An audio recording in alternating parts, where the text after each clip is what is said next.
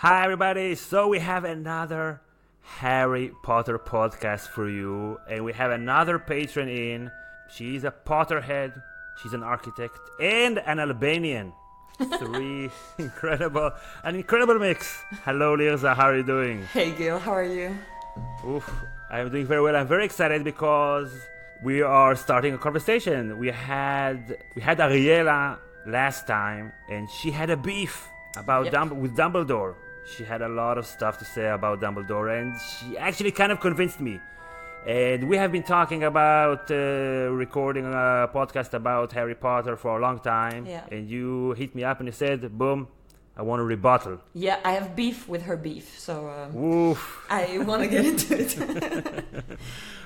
And I can't believe you were convinced. I couldn't believe it. I'm so easy. I'm a pushover sometimes. Amazing. Go ahead. Push me over. I'll try to push you over. So you guys went chronologically through all the issues, and you had like 3 themes that came up. 2 that I actually hear a lot, not just from you guys. That is that Dumbledore has like a very bad school management curriculum. Yeah. And a bad hiring process and whatever. Yes. And the other one is the child endangerment issue. And yeah. And then you brought up another point that I couldn't believe, is that he's not a good wizard. I was like, how can you say he's not a good wizard? Yeah. Which one you want to start with? So I want to start with the school management stuff. Which includes what? Which includes what falls under the umbrella of school management? Yeah, it includes this hiring process. Because I have a beef with him hiring Mr. Filch. Can you explain? Of course I can explain. Why a sane, rational person would hire this sociopathic, sadistic person? Please. Yeah, of course. I can start with Filch, of course. Ooh, okay. Well, Wow. Filch is a bit of a sad character actually, because he's a squib, and squibs are extremely rare, and they're extremely frowned upon and marginalized in the society. And even their parents are ashamed of them and everything. So of course he hates young wizards because they all have something he doesn't have. So he's like, no magic in the hallway. Like, why not? And he's a real pain in the ass. So Dumbledore has something for the marginalized. He always supports people who are different and who are in trouble, starting with Hagrid, starting with Lupin. And what are you going to do? Are you going to throw Filch in the street? What is he going to become? He's going to have no money. I mean, it's very hard for squibs to have like a place in society because they are absolutely looked down in the magical world. And it's very hard for them, in ego-wise, to go and live as a muggle. Some of them do, but it's very hard. Some of them do? Some of them do. There's some stories about people who went on to live as muggles. So now you're calling me a bigot, basically, against... Exactly. Yes. Oh, no. Okay. Yeah. Maybe... Okay, first of all, point taken. Okay. You have to take care of marginalized people and not push them further into the margins, and then they not only can harm themselves but other people in society. But it's as if he's not trying to correct his wrong ways. Well, he is, and we see that with Umbridge, because when Umbridge was headmistress, she gave him permission to to make like corporeal punishment. How do you say it? To physically punish. Corporal punishment. So that's how, at that point, you see that actually Dumbledore has him handled. Because what does Filch do? He just yells around. He does nothing and cleans. He has no power virtually. So he's just like this despicable, grumpy old man who hates young wizards. And so what? You just live with him. You can't just push people away because you don't like them. As long as they're not doing something to really hurt other people, and he's not. Okay, so those are all good points. Okay. But yeah. Okay, so now I just finished rereading book 4, The Goblet of Fire. You told me that you've reread the book so many times that you don't even know how many times you read them. Thank you for remembering that about me. I remember that. We had a great meetup in Berlin a few years ago. It was fun. So Filch, he's not just grumpy. He's also like emotionally abusive. And if it were just Filch, then I would say, okay, so you have an emotionally abusive grown man emotionally abusing young, vulnerable, impressionable children who are far away from their homes and don't have their parents there to protect them. Because I wouldn't put up with a person like that at my daughter's school, even if he had like good reasons to be grumpy. But it's not just him. You have also other teachers who are very emotionally abusive and go over the lines, like Snape. People love Snape. I don't understand. He makes Harry feel bad about his dead parents because of some old beef. This child lost his parents. He never met his parents. You're just like your father. Lazy, arrogant. Don't say a word against my father. Weak. Snape is I think it's a very big issue that goes beyond Dumbledore's management. Because I agree with you, he's a despicable character. I don't love Snape. I really hate Snape. I mean, I understand that his character is not black and white, but I really hate him. He's horrible to Harry. And Harry is a young, abused kid. It's so sad, his story. Yeah. He grew up abused, and he goes to this school, and this teacher just hates him, like, for no reason. For Harry, it's for no reason. Yeah. But I think Snape, it's a very tough issue for Dumbledore as well, because Dumbledore had to accept in his Order of the Phoenix an ex-Death Eater. And when we see in the 7th book, we see the scene actually when the story starts, he hates Snape as well. Dumbledore is like, he even says something very harsh to him because Snape is so sad after Lily dies, and he says, "I am so sad, I want to die." And Dumbledore looks at him and he's like, "And what good is that to anyone?" Like, he doesn't give a beep about Snape at that point. He's just like, he hates Snape at the beginning, but then he's a person who gives second chances. So he kept him, and Dumbledore knows they're in the middle of two wars. I don't think he believes that the war is over and that Voldemort is never coming back. He knows it. So he has this ex-Death Eater with him. He keeps him close, and he I think he looks into what he's doing and everything. And I think Snape does fine for a while. But then, and he's a bully, Snape, because he was bullied when he was young, so he's bullied to other people. But then he becomes extra horrible to Harry, because Harry reminds him of his father. And what I think is very tough for Dumbledore to do something. What can he do? I'm not defending Dumbledore. I think this is something that goes beyond managing a school. You can talk to him. You can talk to him and say, "Come on, you have to give the kid a break. First of all, we need the kid. And second of all, this kid, he did nothing wrong. It's not his fault that this woman didn't like you. She liked another man. Get over it. It was like 10 years ago, 15 years ago." But he does that. We see it in the flashbacks in the Deathly Hallows. Harry sees all the flashbacks with Snape's story. Yeah. I don't remember all of them though. Okay. But so Snape, when Harry first arrived, he's in his first year. Snape is in Dumbledore's office, and he's like, "I hated him. He's arrogant. He thinks he can do anything. It's just like his father." And Dumbledore is like, "No, it's actually a lot like his mother." And he tells him, like, "You're just prejudiced because..." And Snape doesn't hear it, because Snape is too damaged as well. And I'm not trying to excuse Dumbledore for anything. I just don't really see what he could have done. He can't really fire Snape. He's an ex-Death Eater that is trying. No. He needs him. He needs him.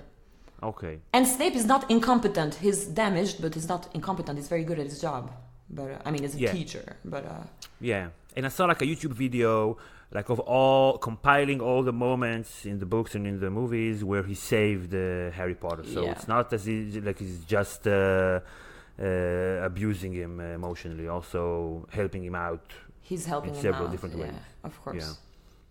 Yeah. Okay. So Filch, it's so annoying. I had this opinion about Filch for like a couple of years now. Okay. Next. Expecto Patronum! I wanted, first of all, to make a point of other teachers who are good, like Professor McGonagall is awesome. You will do well to remember it. I don't think anyone can disagree with the fact that she's a very good teacher and that she's very fair.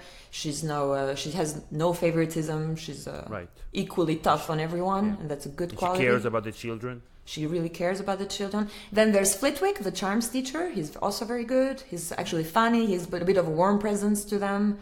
It's very nice. Professor Binns, the ghost. He's very boring. The history teacher. He's very boring.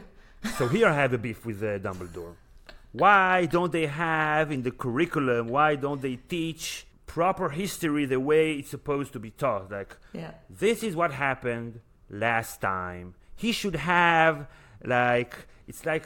Germany, after World War II, they did such incredible propaganda in a positive way, and to just brainwash, again in a positive way, entire generations of people to look at the past with disgust and criticism, to never go back. And that's why, even though you see a rise in racism in a lot of countries, in Germany too, but in Germany it's not the same, not to the same extent as it is in other countries where they didn't go through this process. Why didn't he maybe break up the houses, or try to teach the Slytherins to go in a different way, to correct their ways? All the kids go through him. I think it's tough because the Germany, correct me if I'm wrong, did that after World War II, right? Yeah, they lost. But in Harry Potter, it's as if we are in the middle of the two world wars. It's not the same thing. I think they will do it after the end of book 7. There will be that kind of revolution you're talking about. But when we start the story, it's still very tough. It's still it's tense. And every wound is still open. Every family has somebody very close who died, who was for the evil side in the war. Everything is too tangible. That's how I see it. It's not the same period.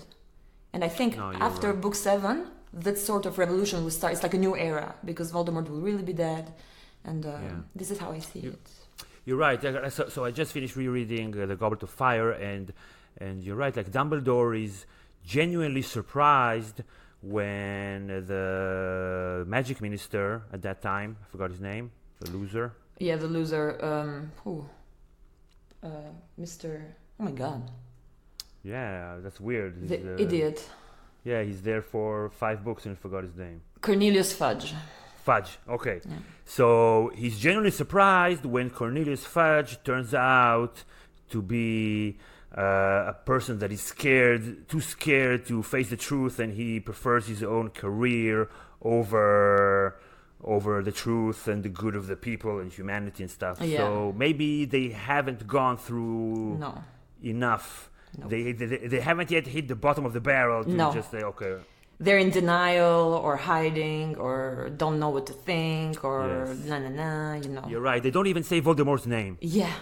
I bet after book 7 they say Voldemort's name. They say the name, yeah. Absolutely. Okay, good points.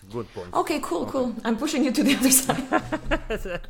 and people think usually that I'm hard-headed, that I'm hard to convince. Okay. So if I just end with the hiring process stuff, because you guys went on with it, and I would say that 2 questionable hires are Hagrid and Trelawney. I think we can agree with that. No, Lockhart. We talked about Lockhart. I will talk afterwards about the Defense Against the Dark Arts post, because that's another issue. Okay.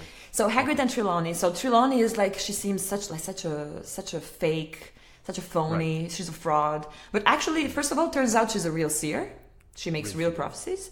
And even the small things she predicts during the book. I mean, there was a video, I don't know if you know this channel. It's a channel that talks a lot about Harry Potter. They took every prediction Trelawney made, and it turns out that it was true, actually. Every time she said something stupid, and everybody was like, ooh. Actually, she was right. So she's competent in what she does, and also Dumbledore is keeping her to protect her, because she made the most. So that makes sense. That makes sense. Hagrid, a lot of people are against it. But Hagrid is very passionate about magical creatures, and Dumbledore refuses his resignation several times. And towards the end of book 6, I think, somebody mentions that he's been teaching a lot better lately, because Dumbledore gives Hagrid a chance, Hagrid gets better, and then he's a good teacher, and he's established at Hogwarts at some point, and it's a good thing that Dumbledore gave a chance to a half-giant. And no one believed in this half-giant before. Yes. So we accept it when it's Hagrid because we love Hagrid, but then we don't accept it when it's Filch, if you allow me the comparison. Though Hagrid is not malicious. No. It takes time. But I would push back against your statement that he cares, that he's passionate about animals. He wears furs made of animals. Remember when in Berlin I told you that I wanted to do a video about animal rights in Harry Potter? I just posted it. Yeah, I saw it. Yeah. He uses animals against their will, so it's not yeah, I don't know. I think you're judging him because he's not passionate about animals the way you would want him to be. I know you're vegan, and I really respect that. I honestly do. But I know a lot of people who are very passionate about animals, but who hunt. Yeah, that's weird. That is weird, but it's a true thing. You know a lot of people who hunt? My uncle hunts, and he loves animals. Where? Where does he hunt? There are areas in Albania where you can hunt. It's very restricted and very regulated, but you can. And what kind of animals can you hunt in Albania? He hunts like birds. I don't know what exactly. I don't want to know because I don't like it. But flying things. Flying things. Yeah, I really don't want to know. I don't even know the names of what he hunts. Yeah, but he's very passionate about animals. Meaning that when I say passionate, doesn't mean he doesn't use them, but he's very interested and fascinated by them, and he respects the intelligence of other creatures. Okay. He respects the centaurs. He respects all kinds of. I mean, he respects a giant spider. Yes. Okay. Yeah, that was just like 2 minutes of vegan propaganda. I respect that. I really do. We can move on. Okay, so we want to talk about Lockhart at the end. No, so I want to talk about because Lockhart is part of the issue of Defense Against the Dark Arts problem because the position is cursed. Okay, so if you calculate the timeline, it has been cursed for around 30 years. I think 30 or 40 years. So can you imagine Dumbledore has to find a new person every year? Every year he has to find a new teacher. And I think at some point you run out of people. And at some point you just take whoever. Because believe me, he knew Lockhart is an incompetent, stupid, bigoted person or whatever he is. But he has no one. And we see this. For example, the first one, what's his name? Quirrell. Quirrell, he knew him because Quirrell used to be a teacher at Hogwarts, but in Muggle studies. So he just changed positions. But what about the fact that he got Voldemort into Hogwarts? Yeah. How was that possible? Okay, but maybe I'm jumping ahead to the magical stuff. To the magical stuff. Because this is really. Yeah. It looks like a plot hole to me. It's as if like this is the part of the story where it was still a children's story, and something like that could happen, and then as the story grew and became more plausible and more believable, it sort of didn't fit a lot of ways. Much the same way, for example, I feel like in A Song of Ice and Fire, the way that Robert killed Rhaegar kind of doesn't fit the overarching theme of the historicity of the story when you get further into the story. Like, so it was like the big hero against the big hero. We know that. Yeah, he just took the hammer and boom, and Yeah, and where were all the other people there? They were just fighting mano a mano. I agree. So kind of something like that. Like, how could Dumbledore not sense that this person has Voldemort on him? But first of all, I want to say this is not fair because you know the story much better than I do. That's why you invite experts for your podcast. You're right. Okay, so how do you think that Dumbledore didn't realize that Voldemort was? What do you think about my theory that he was preparing Harry to fight Voldemort by putting him in danger? You know, like inoculating him towards the big fight at the end. Do you think that it holds water? Yeah, it holds water, but I wouldn't say... I think what Dumbledore does is a bit more indirect, which means that he doesn't micromanage the school. For example, because Ariella, when she was invited, she had beef with the fact that they went for detention in the Forbidden Forest, where they knew there was Voldemort.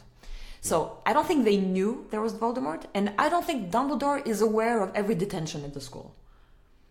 That's the thing. But he said that they're not allowed to go to the Forbidden Forest. That should be like the law. He said you're not allowed to go to the Forbidden Forest. Yeah, but accompanied with an adult, yes. Alone, you can't just go play at the Forbidden Forest. Oh, okay, but you know that somebody's killing the unicorns. So he should be more hands-on. Yeah, but he's not more hands-on, and I would argue that that's one of his qualities. He lets things play out. He lets people be a lot more free. He's like, I trust my teachers. The teachers decide the detentions, and then he lets that play out. And this is his way of letting people try their strength and growing up. He doesn't play God at the point where he puts Harry in danger in purpose. But what he does is he doesn't overprotect Harry. He just whatever. He lets things, play out. Well, being me has its privileges. His old friend, Nicholas Flamel, calls him up and says, I have reason to believe that my stone is about to be stolen. Because I can imagine what happens. Okay. So he says, okay, can you please help me hide my Philosopher's Stone? Because it's a very important magical artifact and priceless. Okay. So Dumbledore tries to help him. I'm guessing they put it first in the bank, or it was already in the bank. And then he was like, you know what? I will help you hide it. One of the most protected magical places in the world is Hogwarts. And me and my teachers, we will work around it and we will work to protect the stone. And the question you guys had was like, why not destroy it immediately? But I don't think it's a decision you take lightly to destroy the Philosopher's Stone, because his friend is like 666 years old. Thanks to the stone, he can just say, oh, somebody's trying to steal it, so I'm going to destroy it. No, they try to protect it. They see it doesn't work. Kids almost die. And then they're like, you know what? It's not worth it. I have enough elixir. I will just put my things in order. And actually, it's like the first confrontation we have with the death issue, because Harry's like, but your friend is going to die now. And he's like, well, to the well-organized mind, death is nothing but the next great adventure, something like that. It's like the first time you're confronted with the idea of death. Yeah. Like, Nicholas Flamel is the first character to just accept death in the story. Right. What Harry does, he chooses it. What Harry does in the end, So, okay, but it's hard. Yeah. It's hard to fully criticize the first book because it's for 6 or 7 year olds. Yeah. So, yeah, whatever. Okay. Let's move on. Okay. So I just want to finish about the Defense Against the Dark Arts post. I just want to say that you're being tough on him because he doesn't have any people to hire. So he's starting to hire Lockhart and then his old friend, which is Lupin. And I would argue that he does it on purpose because Lupin used to be friends with Harry's father, so maybe he thought it would be cool for Harry. And also he's helping another marginalized person because he's a werewolf. Yeah. And then he takes Moody out of retirement because he knows something fishy is going on, so he needs an Auror. He needs someone tough at school. Okay, but it's not the real Moody. Yeah, but Dumbledore is not God. He can't see through everything. This is what if he were God and he were absolutely like nobody could do anything to him, there would be no problem. I mean, he would just kill Voldemort. He's a human.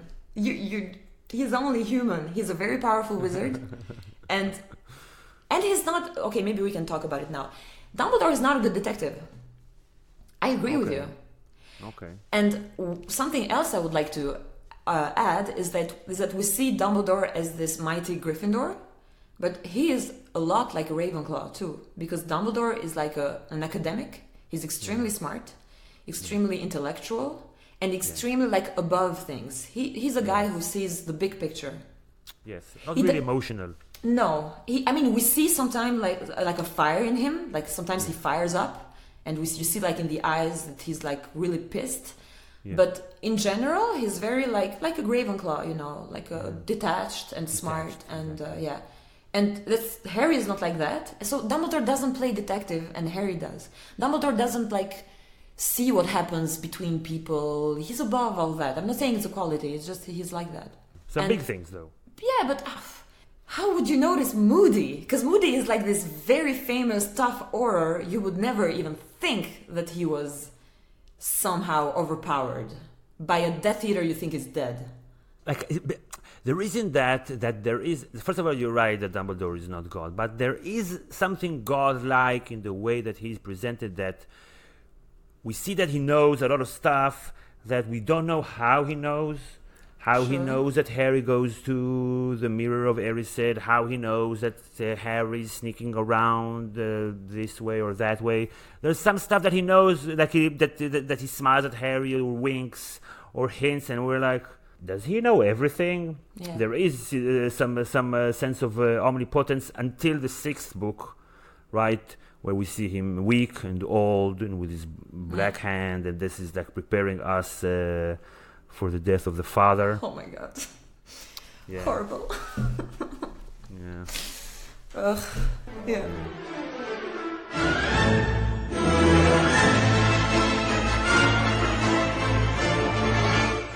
I know, for me it makes sense. It just makes sense. He's very interested, especially he's interested in Harry, of course. It makes sense that he saw that Harry was in front of the mirror of Erised because he was working on the mirror of Erised. So it makes sense to me that he saw that. But he had no idea that Dumbledore's army was going on and where it was going on, for example. Because he doesn't follow everything. And I think he does it a bit on purpose, a bit because he's only human. What does he do all day, do you think, up there in his office? What does he do all day? First of all, he entertains his paintings. I think they have a lot of fun together. Okay, that's a full-time job? No, but they have a lot of fun. I think he advises a lot of people. Like the minister, people contact him for advice. I think he has day-to-day management for the school a little bit. Exam stuff. And he thinks about the world. I mean, he doesn't find all the Horcruxes just by chilling, right. you know. Right. Okay, let's talk about the exams. So as I was reading it, I was like, what the fuck is this school? It's like torture. Like people, like students are fainting and losing their minds and puking and getting sick. And it starts from like when they start the year already, they have so much homework and then they have to prepare for the tests and all that. What's up with that? I don't know. My school used to be like that. I'm not saying it's good, but it's like nothing weird. In Switzerland or in Albania? Both. With so much homework. When I was at school in Brussels, I don't remember that we had a lot of homework, I must say. But I wasn't just until the 6th grade. Yeah, I remember having periods. I was like, "How is it humanly possible to do all this?" Okay. I'm not saying it's a good thing. It. No. It is. Okay. It's just for me. It's not weird. I think weird. I think J.K. Rowling is also trying to reflect a school that people can relate to, like a normal school in a way. Normal, yeah. Yeah, normal. You know, just like yeah. What happens. Like European, aiming for career success type school. Yeah.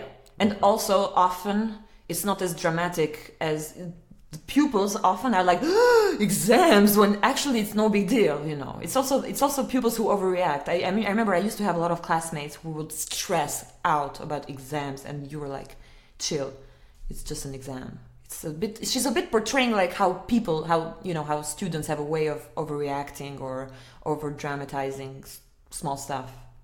No, I'm not defending it, of course. But yeah, I see what you mean. Okay. Yeah. So, I would like to talk about the child endangerment issue, because you guys are not the first ones to talk about it. Okay.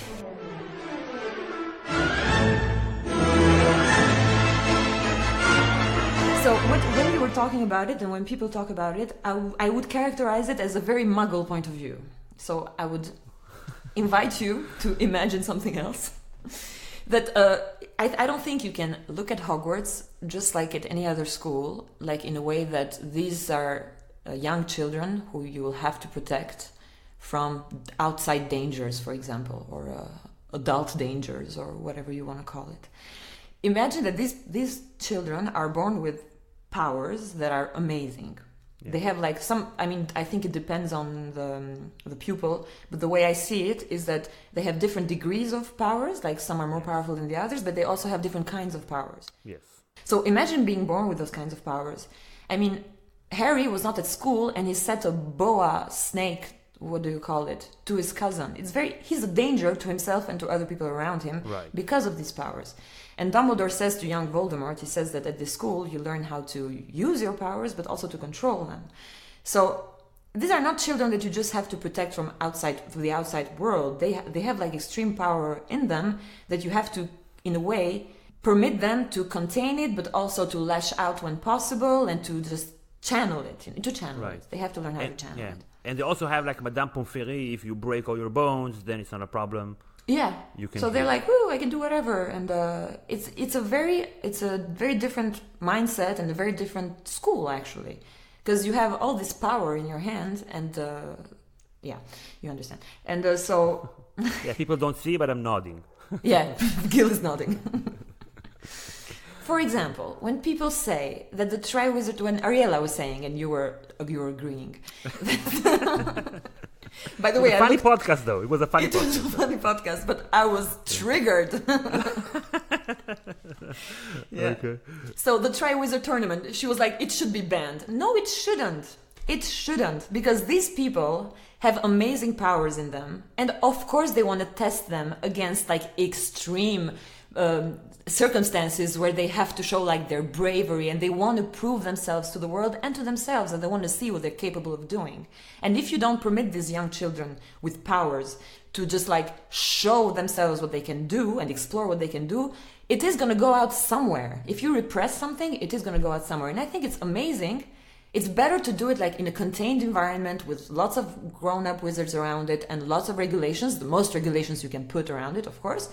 And it's amazing. I have powers. I have a wooden stick and I can do whatever I want with it. And I want to do it in front of a dragon with the whole school watching. Of course it's cool. I would agree they should do this every 7 years. It's amazing. You can't ban the Triwizard. You are making good points, good rational points. Damn you! The Triwizard tournament would have been amazing. The way it fucked up is because of Voldemort. Okay, but what about the fact that there's no payoff at the end with the international collaboration? They're always like Dumbledore is always stressing. Did I forget something like from the Deathly Hallows? No, you didn't forget. No. So like Dumbledore is really stressing how it's important that we all get along and we prepare together for what's to come, and then. But it's very realistic. I really like that. What I like about it is that the 5th book is the book where it all gets real, and you realize that the good side is not going to unite against the bad side, because that would be too good to be true. And this is, I think, it's a very depressing book, because you really feel that. They're all alone and nobody's coming to help them, and they're not even believing Harry. And I think it's very realistic that it doesn't pay off. I would hate it if at book 7 suddenly everybody rallies to Harry's defense. No, even the giants don't come to his defense. They make so much effort to rally international cooperation or inter-creature cooperation, like with the giants, with the centaurs, with... It never really pays off. It pays off a little bit in the Battle of Hogwarts. Some of them show up, some of them don't. Yeah, but, they have a teacher. Yeah, they have a centaur teacher. They have a centaur teacher, and they mostly get really pissed off when they think that Harry is dead. But I think it's very realistic. Okay. And it's also not Dumbledore's fault. Of course it's happening inside your head. To sum up, so hiring practices... Filch was contained and wasn't really dangerous. Mm-hmm. He has a laissez-faire kind of attitude where he doesn't micromanage people, and he trusts his teacher and his students to survive. He's not God. He doesn't know everything and anything doesn't know everything that is going on. And there aren't a lot of people to choose from for the defense against the dark arts spot. Yeah. So sometimes some years he's like, fuck it. I'll do what I can. He has no choice. That's how he ends up with Umbridge, because he has no one. So the Ministry imposes Umbridge, and he's like, I don't have anyone. So and your point about the fact that he didn't know about the army, Dumbledore's army, that's a really good point. Okay. He didn't know. I mean, he knew because they had a first meeting at the bar, so he knew about that meeting, but he had no idea what happened since. Like Umbridge, he just. I'm guessing he suspected, but we have how do you call it? Like a recurring joke from some kind of comedy show here in Israel. He didn't know about whatever powerful people. So now I'm digressing for a second. Yeah. So now Benjamin Netanyahu probably will stand trial. Now they have this hearing for him. Nice, okay. Yeah, knock wood. Now there's like this hearing, and after the hearing, officially he's supposed to stand trial. So what we hear now out of leaks from this hearing, that his defense is that he didn't know that his family was running private companies to benefit him politically, and he didn't know that his family was getting millions of dollars worth of presents from rich billionaires who happened to get special treatment from BB. He didn't know. How could he know? I mean, come on. He's just stupid. He's just like a stupid person, just like, well, nice. What's going on here? But also, he's a smart guy. We should trust him with everything. Okay. Of course. But when he doesn't know, he can't do anything. Okay. Rant over. Go. Cool. And I wanted just to make a point about another beef that I had with him. I wasn't expecting your points to be... I was thinking that I'm going to stand my own. Stand my ground. Okay. Lesson learned.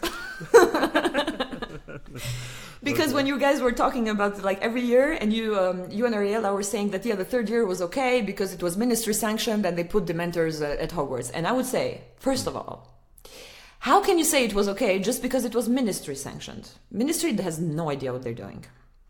And second of all, no, we said that we did that it wasn't his choice. That it wasn't. He didn't choose to put the. Okay, cool. The Dementors cool. over Thank there, God. because that would be. Yeah, he was very much against it. The whole. Yeah, time. he was against it. Okay, so we agree then. There's no beef. Okay. Bye. Yeah. About the child endangerment stuff, that's what I would argue is that you can't judge it with a Muggle point of view. And also, you can't judge it with a bit of a 2019 point of view. It means that it's true that in the 90s, in general, kids were freer. Because we were more free to roam around alone. I remember I would be alone for hours and hours and hours. Yeah, we'll come back from school, go down, play until the sun goes down, go back home and eat dinner. Yeah, my curfew was like when the sun goes down. And I would just come home and So, also, I want to say another point that you made, like another way that your point is well taken about.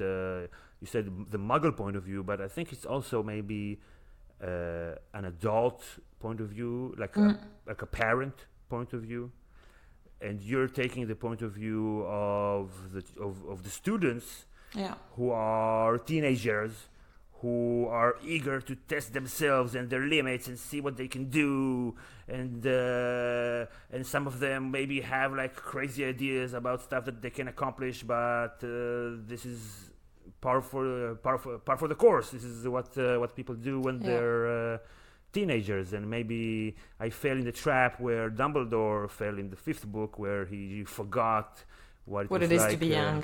To be young. Oh, that part is so beautiful. Yeah.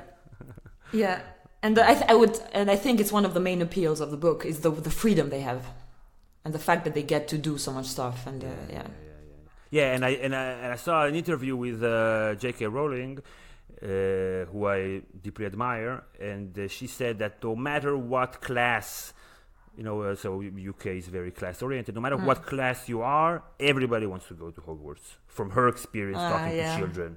Oh, that's awesome. Rich or poor, yeah.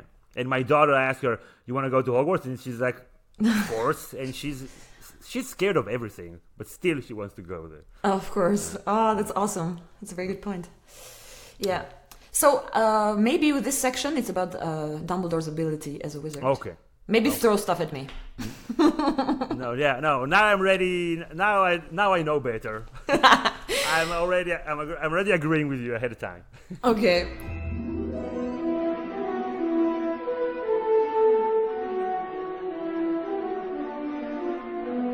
No, for me, it's just amazing. I mean, this is the one point for me, it's he's an amazing wizard. Yeah, he didn't see Voldemort under the cloth. How could he see Voldemort? Tell me, how could he see it? But how can he see Harry under the cloak? If he can see under an invisibility cloak, it doesn't mean he's see-through everything. He doesn't have magical eyes like Moody's eyes. I don't think so, anyway. Because Moody's eye is see-through. Yeah. I don't think Dumbledore has magical eyes.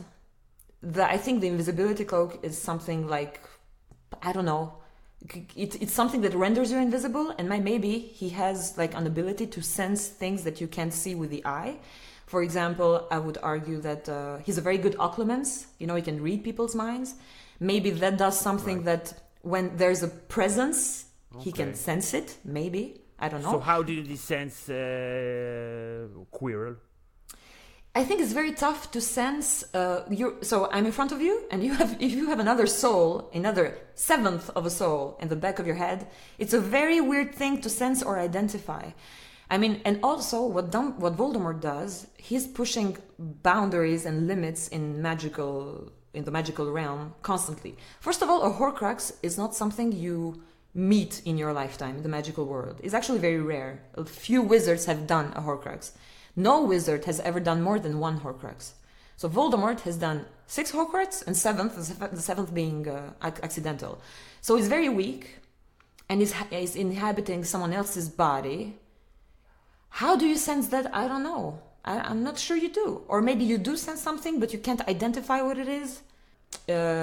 What else you were saying? How did he not? Moody, you said about Moody. We talked about it earlier. It's also very tough to notice, I would argue. Okay. Do you have any other beefs with us? With you? With us. We're sorry. Yeah. We're sorry. We'll never do it again. I'll check my notes, okay? Now I feel like I have to run by you every Harry Potter idea that I have, and I have a few more Harry Potter ideas. I want to run by you those after we finish recording. Okay, cool. There are some other small stuff, but it's small stuff. We don't have to go through everything. Yeah, because it's already, I can see it's pretty long already. Yeah, so we don't have to go through everything.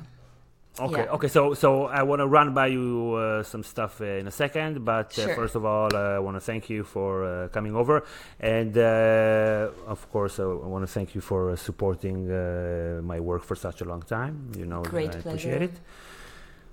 And thank you for having me.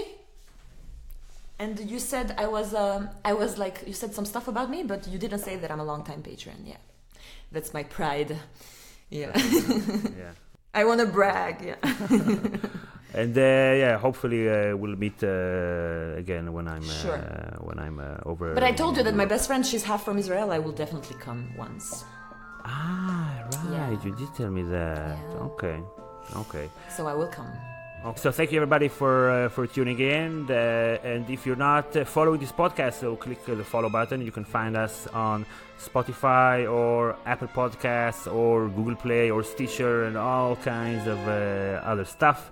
And also you can give us a 5-star rating if you feel that we are worth a 5-star rating. So thank you everybody, and thank you again, Lireza. Thank you for having me. Until the next time. See ya. Bye-bye.